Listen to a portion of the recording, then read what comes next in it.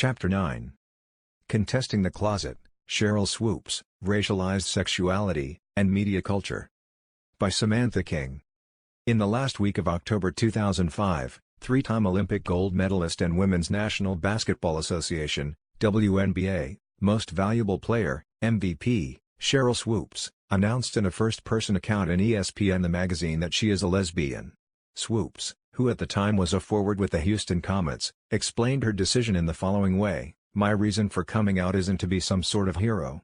I'm just at a point in my life where I'm tired of having to pretend to be somebody I'm not. I'm tired of having to hide my feelings about the person I care about the person I love." Swoopes was not the first active WNBA player to come out.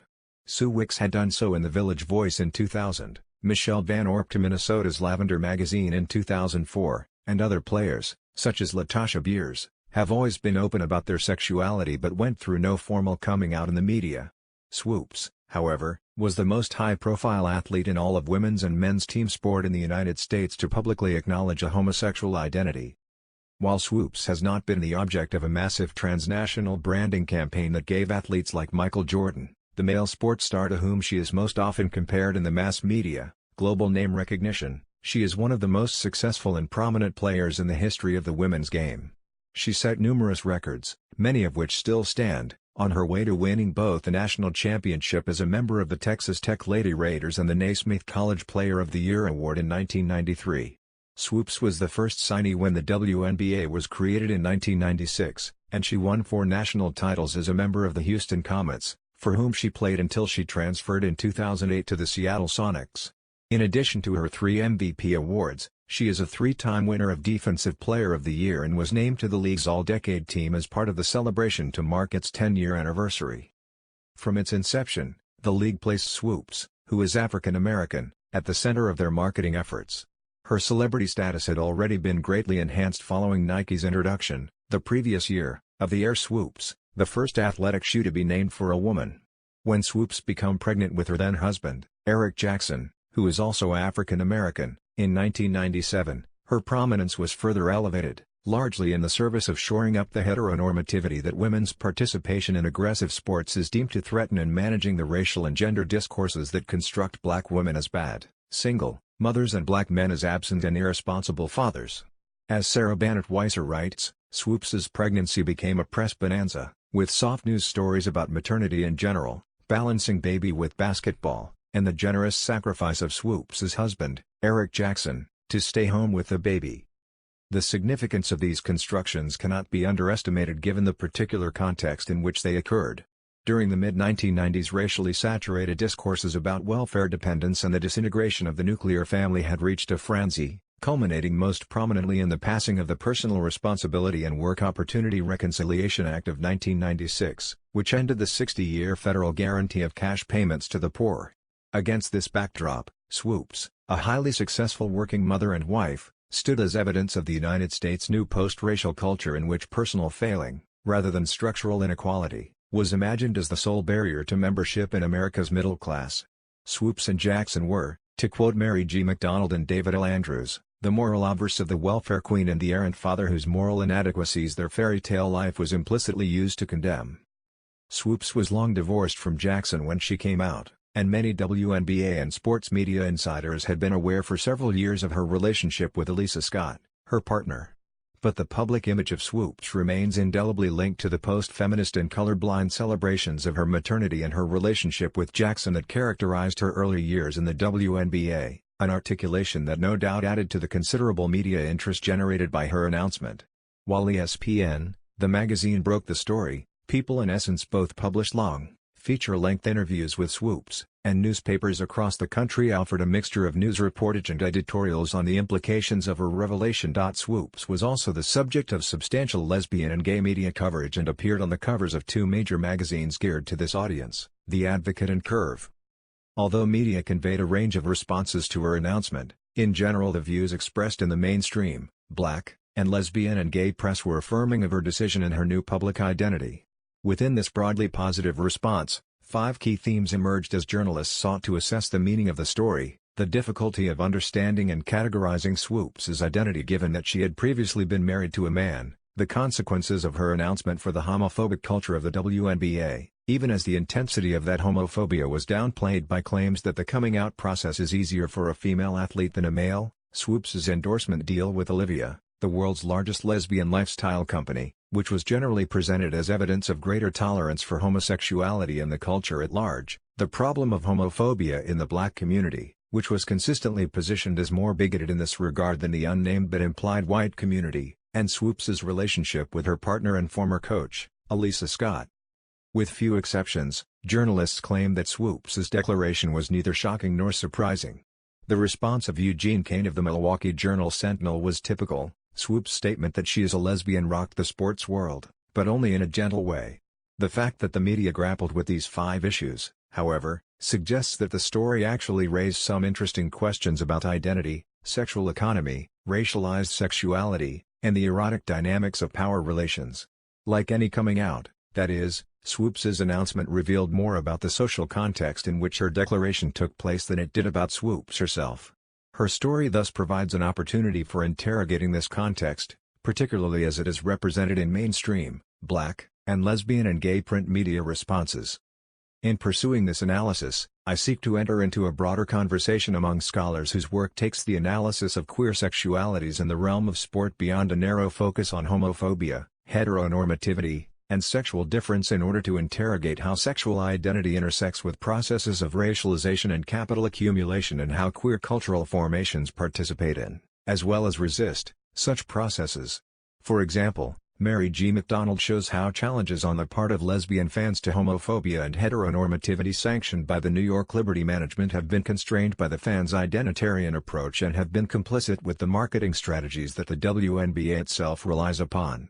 Seeking to employ what I describe elsewhere as a robust queer perspective, I join McDonald in troubling the equation of visibility with power and legitimacy, and in critically interrogating, rather than reproducing, white bourgeois normativity. While McDonald's essay highlights late capitalist relations and a concomitant rhetoric of equality as the central context through which the strategies of lesbians for liberty must be understood, I am particularly interested in how media coverage of Swoopes' sexuality articulated with a slightly different, though related, cultural context, homonormativity, or the mainstreaming of lesbian and gay politics. Lisa Duggan defines homonormativity as a politics in which equality is understood as access to the institutions of domestic privacy, the free market, and patriotism. According to Duggan, this perspective does not contest dominant heteronormative assumptions and institutions, but upholds and sustains them, by, for example, abandoning support for sexual freedom in favor of support for state regulation of sexuality through marriage. Scholars generally agree that the emergence of homonormativity over the past 2 decades has occurred through 2 primary mechanisms of normalization. 1, the incorporation of gay and lesbian politics into consumer capitalism, such that visibility, marketability, and the capacity to accumulate property are now viewed as primary signs and engines of progress, and 2, the battles for legal protection for same-sex domesticity and for lesbian and gay individuals to serve openly in the military, which have become the main concerns of lesbian and gay political organizing in the United States. The mainstream lesbian and gay movement has thus solidified around a narrow, assimilationist agenda focused on gaining access to the rights and privileges enjoyed by the straight population. In the meantime, platforms that make visible differences among queer subjects, that challenge the entrenchment of the transparent white subject at the heart of lesbian and gay politics, or that tackle broader social forces like poverty or militarism have been squeezed out of the picture. It is important to note here that just as heteronormativity is not confined to those who identify as heterosexual, homonormativity is not the sole proclivity of lesbians and gays. Instead, it is a dynamic grid of discourses and practices that pervades contemporary society and inevitably informs, albeit in divergent ways, how same-sex identities, desires, and practices are approached in the culture at large. In other words, the straight media also participates in the construction of marriage as the primary lesbian and gay issue and measures tolerance for homosexuality in terms of the ability of gays and lesbians to participate in consumer capitalism. I thus deploy homonormativity as a lens through which to assess straight media sources as well as those oriented towards a specifically lesbian and gay audience. While questions of marriage and military service formed an inevitable specter in the background of the Swoopes story, in the analysis that follows I argue that her visibility and potential marketability as a lesbian represented a more prominent preoccupation in media coverage. Specifically, the realization that Swoopes' new public identity could be used to sell products to lesbian consumers was positioned, uniformly and uncritically, as a key index of political progress for gays and lesbians. Even as much energy was also devoted to examining the entrenched homophobia of the WNBA. I also contend that the rather singular focus on the importance of lesbian visibility, and the homophobia that allegedly prevents its expression, left little room for consideration of the messiness of sexual identities that Swoopes' story suggested. Nor did discourse acknowledge the ways in which sexuality intersects with other forces of difference and inequality. Beyond a focus on homophobia in the black community, the primary discourse through which Swoopes' racial identity was made visible. I suggest that in spite of, or perhaps because of, her racial identity, media representations were able to articulate whiteness as a queer norm. This maneuver was achieved by positioning the black community as homophobic, socially backward, and repressed, in the white community, by implication, as tolerant, progressive, and sexually free. In contrast, discussions of Swoopes' life with her partner, Elisa Scott, and her son, Jordan, were more disruptive, as normative heterosexuality, bourgeois and white, was variously positioned and then discentered as the norm against which queer life should be measured. In the pages that follow, I elaborate on each of these claims, beginning with an assessment of how the media sought to contain the transgressive character of Swoopes' biography.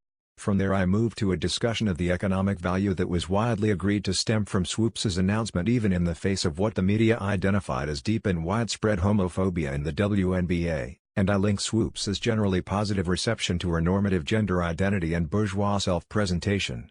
This section is followed by an analysis of representations of homophobia in the African American community and of Swoopes' relationship to her partner and her son. The essay concludes with an assessment of what these narratives, taken collectively, suggest about the normative impulses of the contemporary lesbian, gay, bisexual, transgender, and questioning, LGBTQ, movement, particularly in relation to the politics of race. Closets. The day the story hit the newsstands, I was attending a sociology of sport conference in Winston-Salem, North Carolina. Somewhat in spite of ourselves, the queers among us were rather excited by this news. It felt, as it often does when someone switches teams, like something of a collective triumph. I write that we felt pleased, in spite of ourselves, because we shared, I think, a theoretical and political perspective that recognizes the closet and coming out as culturally specific, racially, and economically inflected discourses that both enable and constrain the transformative potential of queer politics. To elaborate, the closet is a way of expressing and regulating subjectivity that often operates quite differently for economically marginalized or racialized subjects than it does for the privileged, although such differences are denied by the universalizing way in which it is deployed.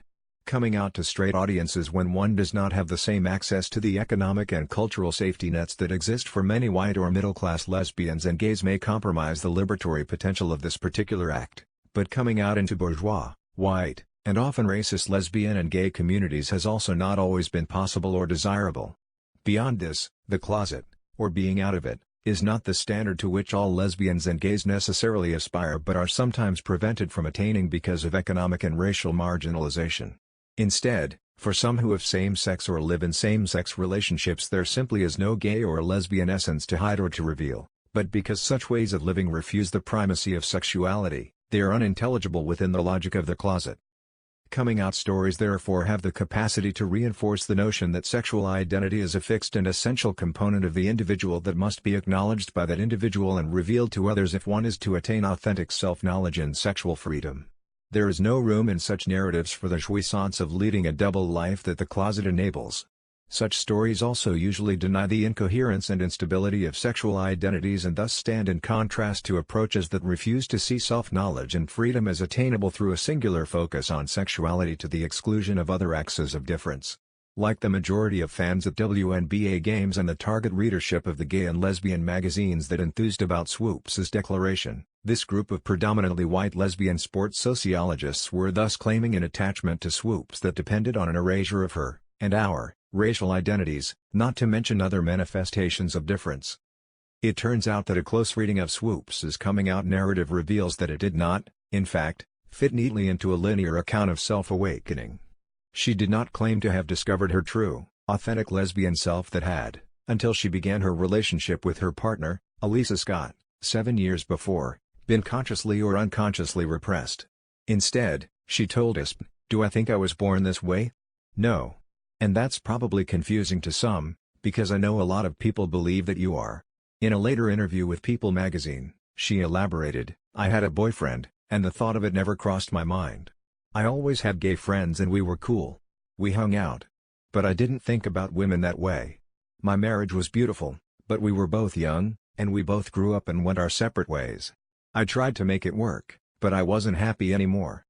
In an unusually frank first-person account of her experience published in Essence, Swoopes returned to this theme. "I don't call myself a bisexual. I enjoyed the sex I had with my ex-husband, yet I can't picture myself ever sleeping with a man again. There's something about being with another woman that makes me feel complete. Because I've been intimate with a man and, now, a woman, I know the difference. Many would say that people are born gay. For me, being gay is a choice. Before and during my marriage, I never once thought of being with a woman." Here Swoopes suggests a state of permanence and wholeness to her current identity, but she also highlights the changing nature of her desire, and does so without claiming that the lesbian version is somehow more authentic than the straight version, as conventional accounts tend to do. Swoopes's description of her experience is most remarkable for its explicit discussion of sexual desire, especially in the context of what Laura Harris identifies as the invisibility and silence that have enshrouded conceptions of black female sexuality. This absent presence has a long and tangled history.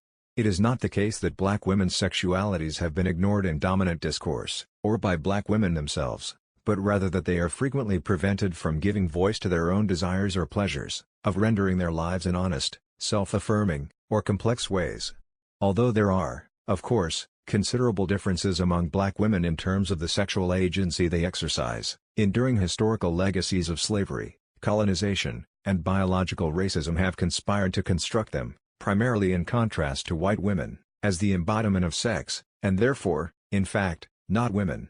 Darlene Clark Hine uses the term culture of dissemblance to describe the politics of resistance through secrecy that emerged in the first half of the 20th century as a way for middle-class black women to protect the inner sanctity of their lives in the face of sexual danger and degradation.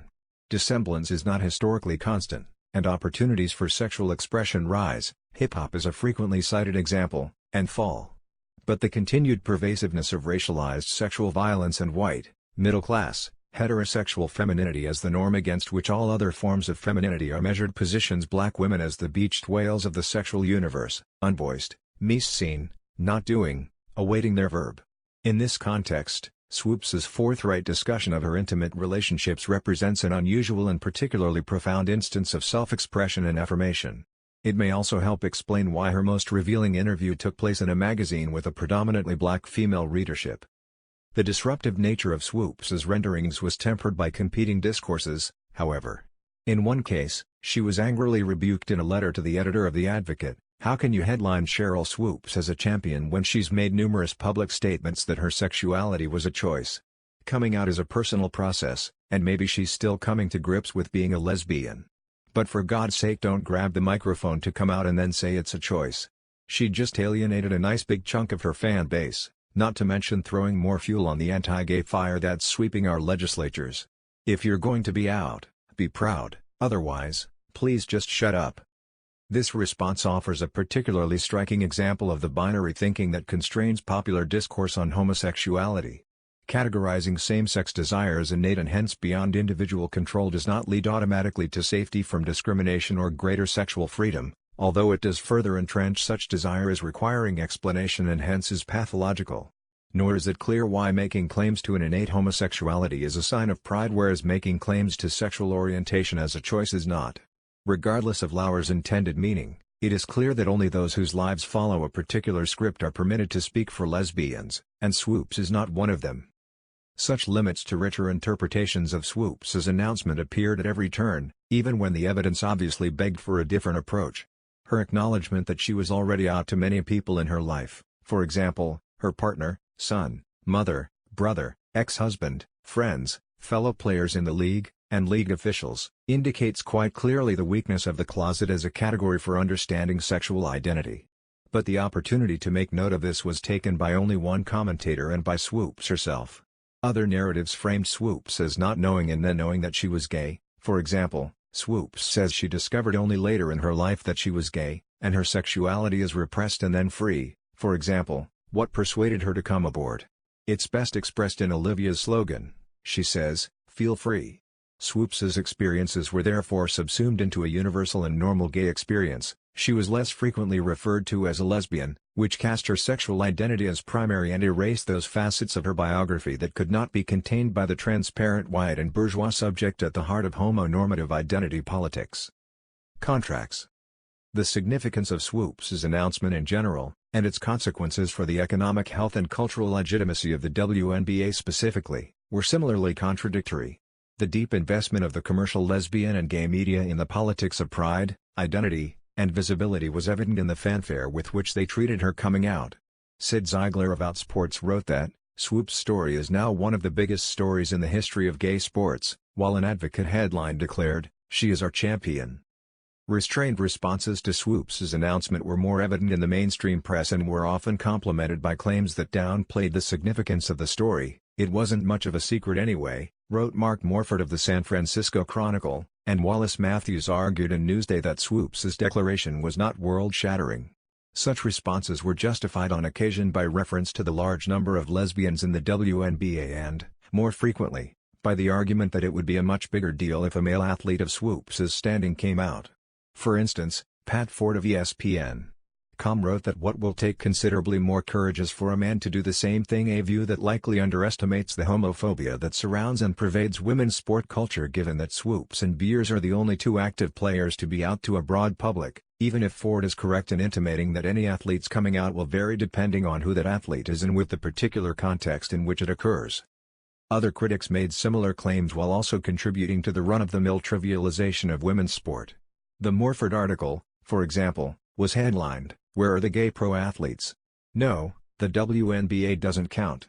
In turn, two columnists took their colleagues to task for their muted response to the Swoopes story, which they read as a reflection of the sexism of the sport media and for dismissing the problem of homophobia in the WNBA. Julie Haller, of Fairness and Accuracy in Reporting, made her case with a headline that neatly summarized her position: "Not a man, not a story, no coming out party for Swoopes," while David Zirin's piece appeared in The Nation Online under the title, "Sheryl Swoopes, Out of the Closet, and Ignored." It is also likely that racial thinking shaped the relative quiet with which Swoopes' announcement was greeted. While black women have been depicted as failing to fulfill the requirements of normative femininity in a variety of ways, they have rarely been imagined as lesbians. There exists a double silence surrounding black lesbian sexuality. Patricia Hill Collins explains this absence by arguing that the colonial association of sexual promiscuity and unchecked reproduction with black Americans produced an enduring logic in which black homosexuality is assumed to be impossible. Either black people could not be homosexual or those blacks who were homosexual were not authentically black. By a curious twist of logic, these racist assumptions about an authentic blackness grounded in a promiscuous heterosexuality help define whiteness as well. Beliefs in a naturalized, normal hyperheterosexuality among black people effectively whitened homosexuality. Thus, the relative lack of excitement generated by Swoopes' announcement in the mainstream media may also be explained by the inability of journalists to fit her story within a well-established and comfortable racial script, an observation further borne out by discussions of homophobia in the WNBA. Of the articles that offered extended analyses of Swoopes' story, several focused on this issue, with headlines including, "WNBA is terrified of its gay athletes, the WNBA's delicate balancing act, and unfair or not, the L word continues to hover around women's sports." In each case, writers noted the refusal of the league to recognize and embrace their considerable lesbian fan base or their lesbian players. The WNBA, forever looking over its shoulder at its sugar daddy, David Stern, has turned its back on this constituency since its inception, wrote Philippe Bundy of the New York Daily News in a piece that typified this perspective. While these articles offered quite elaborate investigations of homophobia, this homophobia was without exception universalized, so that discussions of how homophobia and racism work in concert with one another to shape the experiences of players and fans were absent. They thus marked lesbian identities but denied the multiple racial and class identities that players and fans inhabit and the ways in which white women and racialized women are differentially positioned by homophobic discourses. In this regard, the coverage followed an established pattern of privileging gender and sexuality over race in discussions of the WNBA.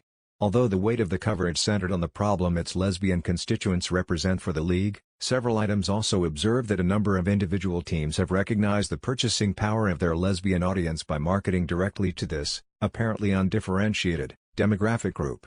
Regardless of whether the coverage drew attention to the league's efforts to disappear the lesbians who are central to its economic viability or to the individual teams that were taking an alternative approach, however, it tended to place a great deal of faith in the transgressive potential of lesbian and gay visibility largely by equating being seen with political empowerment and political empowerment with economic empowerment.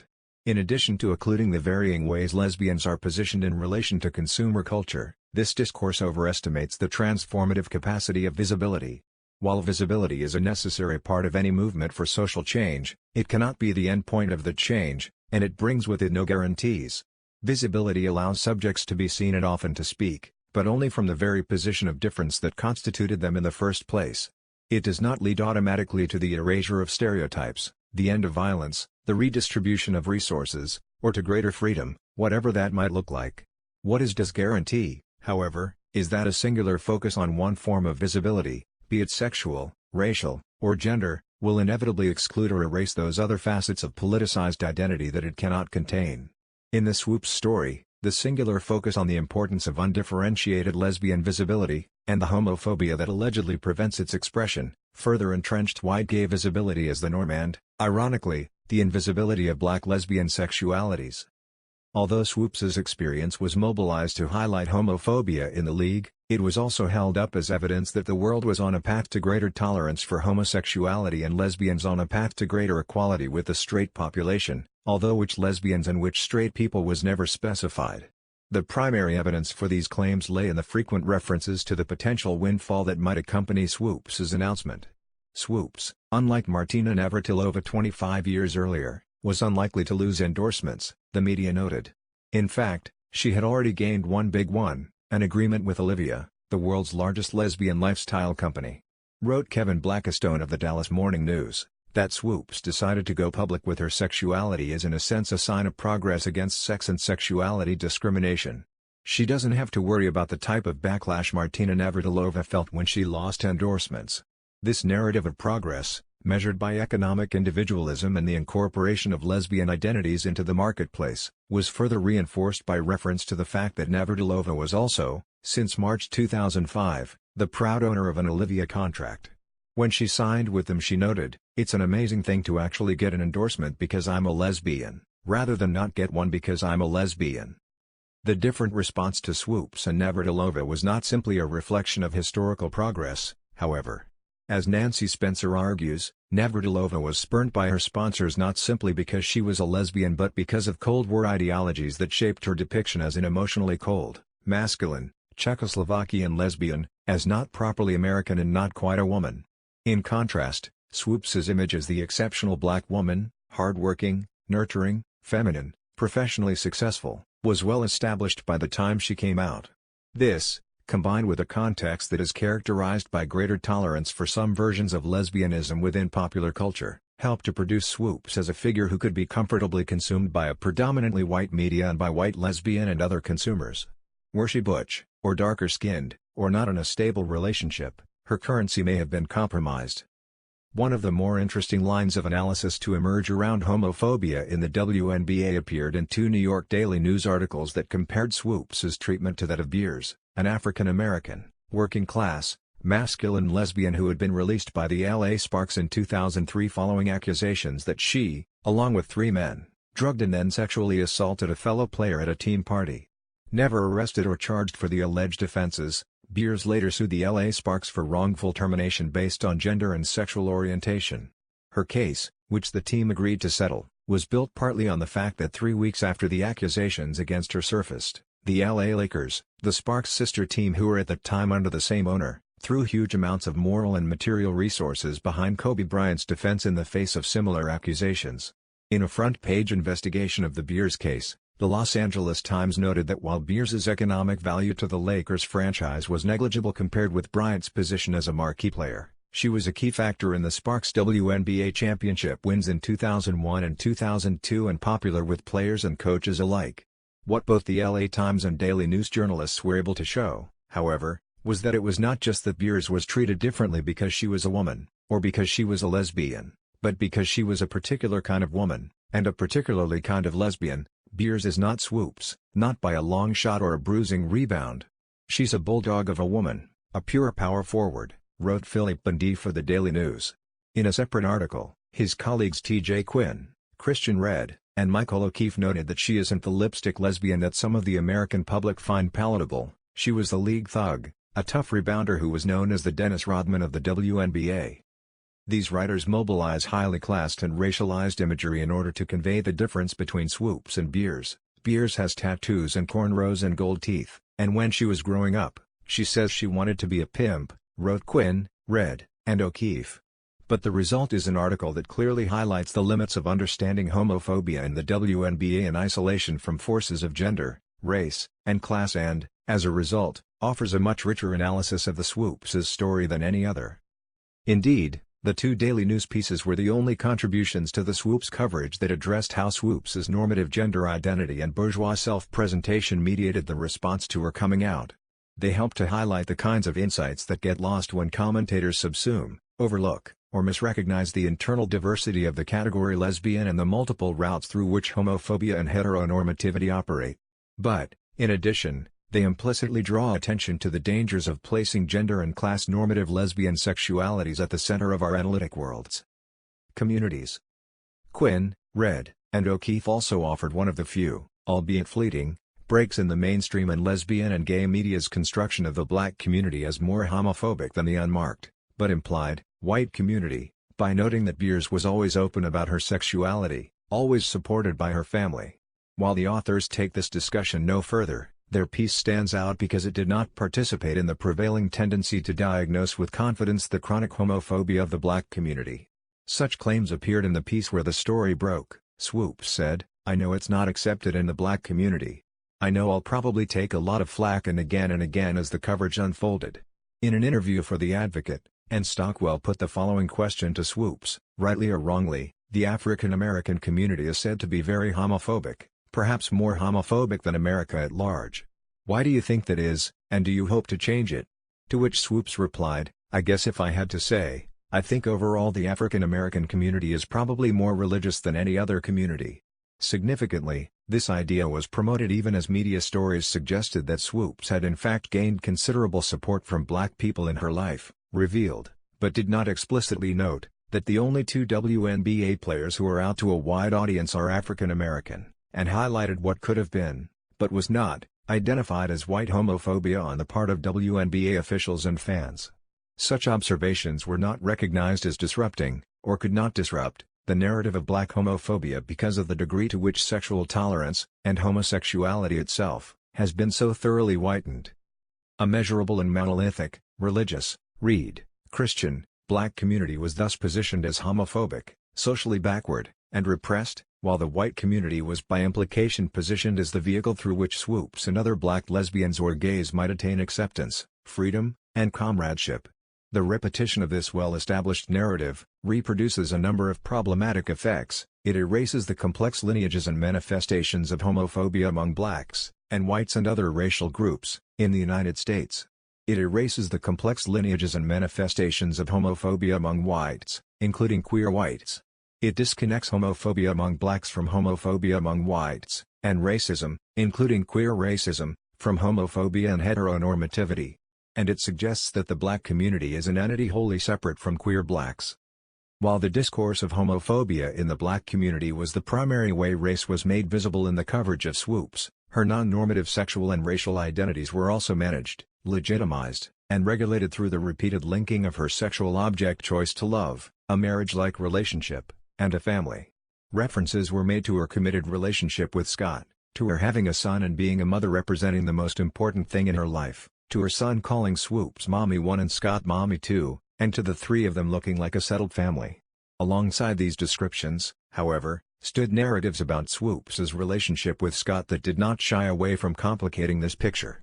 In a People interview, for example, Swoopes was quite candid about the boundaries that the couple crossed when they first became acquainted. "At practices she'd flirt with me and I'd flirt with her," she said. And to Essence magazine she revealed, even before she arrived to work as assistant coach for my team, the Houston Comets, "I overheard a couple of my teammates saying, 'You know who's coming to coach here? Alisa Scott, and they say she can get any woman she wants.'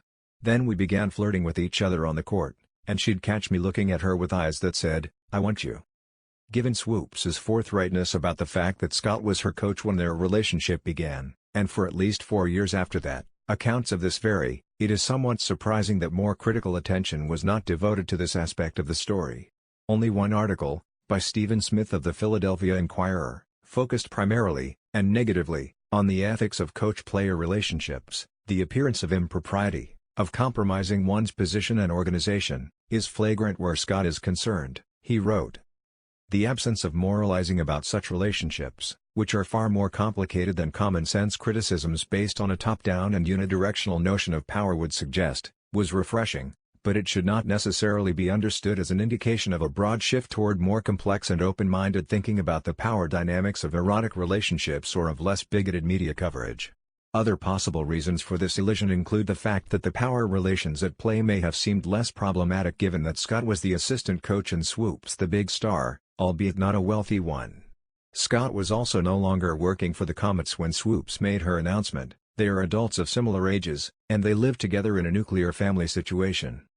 In addition, they are both African American, and Scott is fairly masculine and well-built. Neither woman thus conforms to dominant racialized and gendered beauty standards, which made drawing further attention to their coupling incongruent with the white, heterosexual gaze that organizes media coverage of women's intimate lives.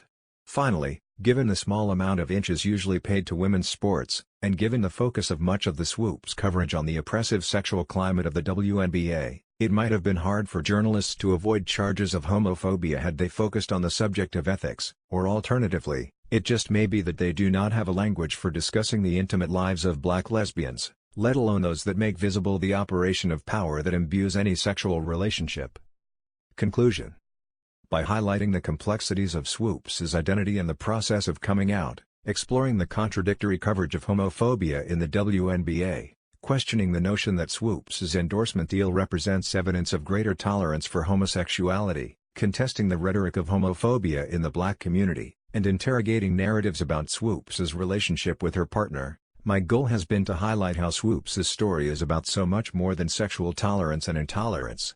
In the introduction to Fear of a Queer Planet, now a canonical text in queer studies, Michael Warner writes of the need for scholars of lesbian and gay sexuality to focus on a wide field of normalization rather than confining themselves to homophobia as their primary category of analysis and to lesbian and gay lives as their major source of material. While a large swathe of academic writing on sexuality has made great progress in that direction, a shift that was enabled by and enabling of queer activism outside the university, the emergence of homonormativity has helped prevent such a shift from percolating more broadly into popular discourse on lesbian and gay sexualities. Here I have sought to show what it would mean to contextualize the story of Sheryl Swoopes as coming out within a wide field of normalization and thus to offer an alternative set of discourses to those that currently organize the popular domain. A more queer approach to the Swoopes story recognizes the symbolic power of lesbian visibility but does not argue for this as a political strategy or goal in itself. It understands, in other words, that socially endorsed visibility always produces new exclusions and that it tends to signify and enable assimilation into dominant norms, not resistance to them. To work within a wide field of normalization also demands that we consider how norms of gender, class, and race intersect with sexual norms to accommodate a figure like Swoopes but not a figure, masculine and working class in both lineage and aesthetic, like Latasha Beers. An effort of this type leads us, moreover, to write against conventions that mark progress in terms of marketability and consumer power, and to assess, instead, the accrual of endorsements within a broader critique of the inequalities, economic, sexual, and racial, wrought by late capitalism. Indeed, if the anti-identitarian impulses of queer theory are taken seriously, an analysis of Sheryl Swoopes' coming out should reveal as much about contemporary racial and economic discourses as it does about discourses of sexuality. More accurately, her story indicates how these discourses work together so that, for example, the black community gets racialized through discourse about homophobia, and the whiteness of the proper LGBTQ subject, who is out, proud and fully invested in the economic individualism of consumer culture, gets upheld. The normative investments made visible through representations of Swoopes suggest that there is no reason to assume that sport culture will become a hotbed of perversion, sexual or otherwise, anytime soon. In the meantime, scholars of sport must remain acutely aware of the homonormative tendencies of both straight and LGBTQ cultural formations and ensure that our work is committed to exposing them. We can take pleasure in our favorite athletes coming out, That is to say, but we should recognize the dangers these pleasures signify and strive to imagine different places from which a queer politics of sport can emerge. From which a queer politics of sport can emerge. From which a queer politics of sport can emerge. From which a queer politics of sport can emerge. From which a queer politics of sport can emerge.